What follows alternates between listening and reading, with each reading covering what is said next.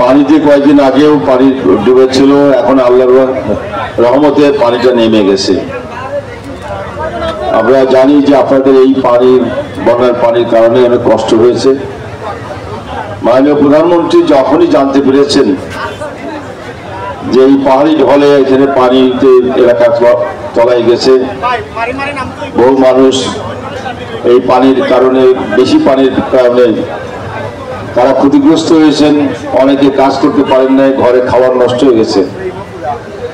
এটা দেখার সঙ্গে সঙ্গে উনি নির্দেশনা দিয়েছেন সরকারের মন্ত্রীদেরকে তাৎক্ষণিকভাবে এখানে এসে আপনাদের পাশে দাঁড়িয়ে সাহায্য করতে। এটাকে ত্রাণ মন্ত্রী এসেছিল, আমাদের পানি সম্পদ মন্ত্রী এসেছিল, আমাদের সংসদ সদস্যরা সবসময় আপনাদের পাশে এসেছেন।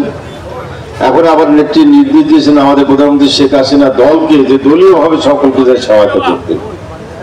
আমরা কিন্তু এখানে এসেছি আমাদের প্রধানমন্ত্রী শেখ হাসিনা নির্দেশে। দলের পক্ষ থেকে আপনাদের এই সাম্প্রতিককালে যে ঘটে যা বন্যায় যে ক্ষতি হয়েছে সেটা দেখতে, জানতে এবং সেই সঙ্গে আপনাদের ক্ষতিগ্রস্ত ব্যক্তিদেরকে ত্রাণ সহায়তা দিতে।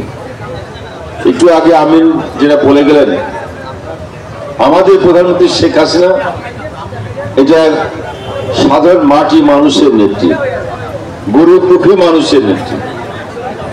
উনি এই বাংলাদেশের সাধারণ মানুষের জন্য যেটা ভাবেন বা যেটা করছেন আর কেউ কখনো কোনোদিন সেটা ভাবেও নাই, পরেও নাই, করা তো দূরের কথা, ভাবেও নাই।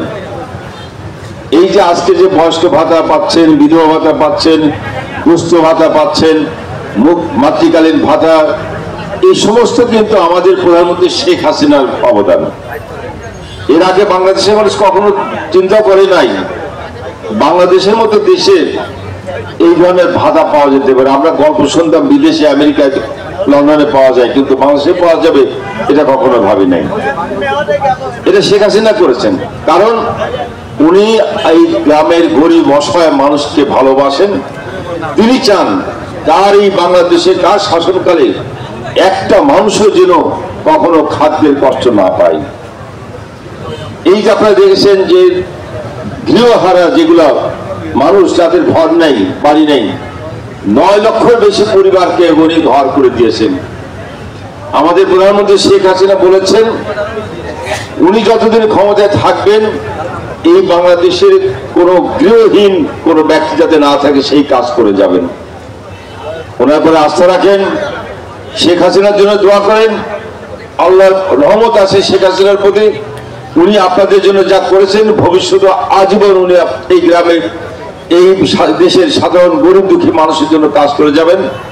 আশার ভরসার জায়গা শেখ হাসিনা, ওনার পরে আস্থা রাখতে পারেন আপনারা। ওনার পরে আস্থা রাখলে তার নেতৃত্বে এই দেশের মানুষ কখনো খাওয়ার কষ্ট পাবে না। এই আশা, এই ব্যক্তিটা আমি আজকে করে যাচ্ছি আপনাদের মাঝে।